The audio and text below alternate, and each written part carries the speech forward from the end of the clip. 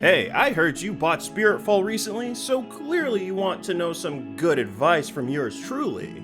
I just wanted a reason to talk about Spiritfall. Ready? Let's get into it. Tech and terminology.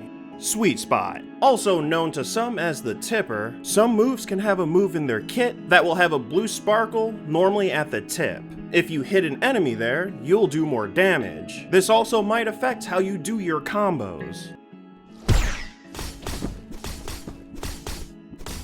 Perfect launcher. This is when you charge your launcher move and release it at the correct time. This will net you more damage as well. Wave dashing. If you played Melee or Rivals of Aether, this term might be familiar to you already, but in Spiritfall, you can wave dash when you press the jump button and dash one after another, holding forward. If you get the wave dash passive from Yamfas, you will know you're doing it correctly if the cooldown has been severely reduced. Pouncing. When you get Kaluman's passive, this can be done if you dash and then jump immediately after. This will give you more momentum so you can continue air combos. Wall splat. This can be done if you throw or hit your enemy against the wall. On top of adding more damage, Yamfas will be pleased with you if you integrate this in your gameplay. Learning any of these tools can help you link moves together better, because in Spiritfall, all weapons have different moves of course, but if you try to start a combo with the neutral attack from the alternate hammer axe, it might be a bit hard to continue that string. Pouncing or wave dashing will be needed to continue that, along with other moves that are like this one. You have a ton of freedom in how you go about your combo strings in Spiritfall, so pick a weapon and practice with it to see which one you like the most.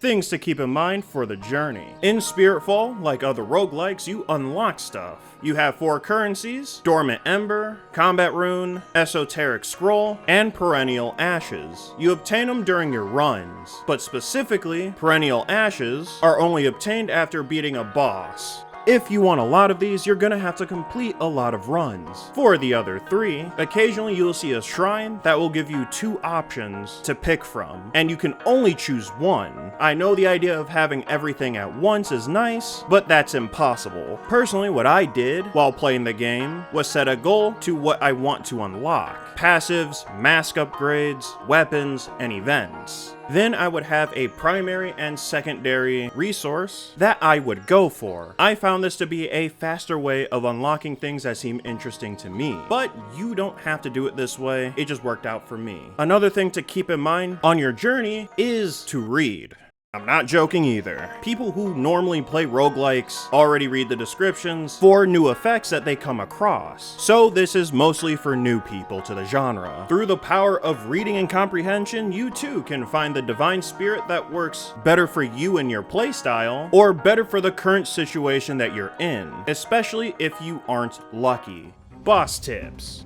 The Enduring Sentry does a decent amount of damage, but is very predictable. If I'm honest, the promotional animation for this game pretty much gives you the strategy. If a giant sword isn't going to fall on you, get behind her and break her armor with minimal damage dealt to you. And once that armor is broken, start your combo. For the Dark Trinity boss, focus one at a time. Don't exactly tunnel vision and not be aware of your surroundings, but if you can lock down one in a combo, you'll get some good damage in. I normally go for the archer or the swordsman, as the dude with the spear was the easiest to deal with one-on-one, and in general, his moves are kinda obvious to see. Just know that you can combo them when they're done with their move. Also, having something like the bubble shield from Yamfas, or any sort of poise from Sharbora, can allow you to take more hits. For the heretic warlock, having the bubble shield or Sharbora's dash is pretty good, especially when that dash can get rid of small projectiles. But if you don't have either of those moves, learning when to use your dash and where you want to end up after that dash will be very important, as you'll be dealing with those projectiles and Mr. Bones in the back.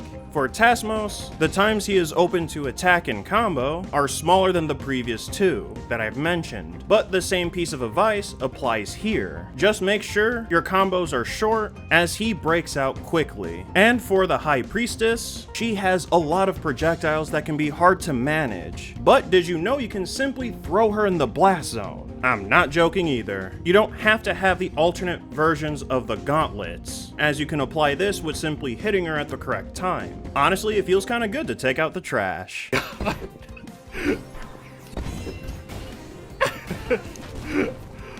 Oh man.